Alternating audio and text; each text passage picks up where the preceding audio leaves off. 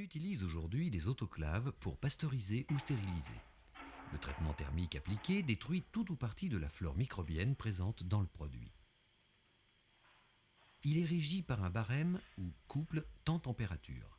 Les opérateurs règlent sur l'armoire de commande la température de l'autoclave et le temps de maintien en température du fluide chauffant. Mais connaissez-vous l'origine de cette technique ? C'est le français Nicolas Appert qui, au XIXe siècle, a élaboré la technique des conserves. Dans un ouvrage daté de 1810 et intitulé « L'art de conserver pendant plusieurs années toutes les substances animales et végétales », il présente le fruit de cette technique appelée depuis appertisation.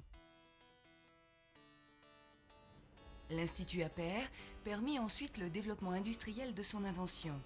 Émanation de cet institut, le CTCPA, situé à Avignon, pérennise les travaux de recherche entrepris par Nicolas Appert. À l'instigation des industriels de l'agroalimentaire, il développe un programme sur la stabilisation des produits acides, tels que la compote de pommes au pH inférieur à 4,5. Il s'agit en fait d'un problème d'hygiène alimentaire. Les industriels cherchent à mieux connaître leurs produits pour pouvoir mieux maîtriser les risques liés à leur production à l'échelle industrielle.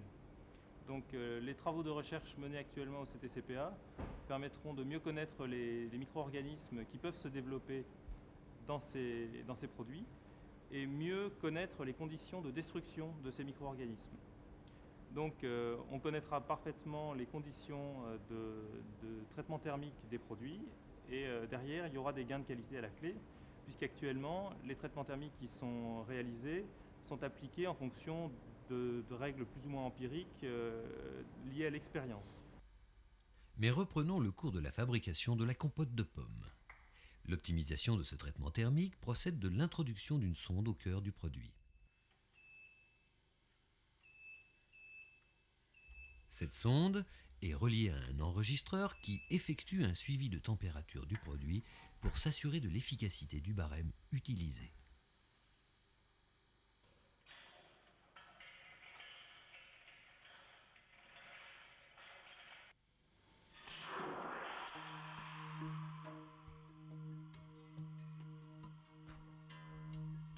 Au démarrage du processus de stabilisation, l'autoclave se remplit d'eau.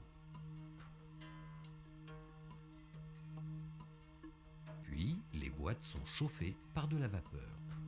La circulation de vapeur autorégulée assure la montée en température de l'eau et son maintien. Lorsque le traitement thermique est terminé, la vapeur est évacuée et les boîtes sont refroidies par une circulation d'eau. L'injection d'air comprimé assure une contrepression qui évite la déformation des boîtes. La vidange de l'autoclave s'effectue en fin de cycle. Les études ont montré que la compote de pommes est pasteurisée lorsqu'elle atteint 85 degrés à cœur. Grâce à la sonde placée au centre de la boîte, l'opérateur suit l'évolution de la température à cœur.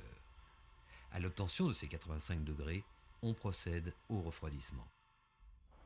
À la fin du cycle, lorsque le refroidissement est terminé, les opérateurs vidangent l'autoclave et retirent les boîtes. Après étiquetage, on obtient le produit fini.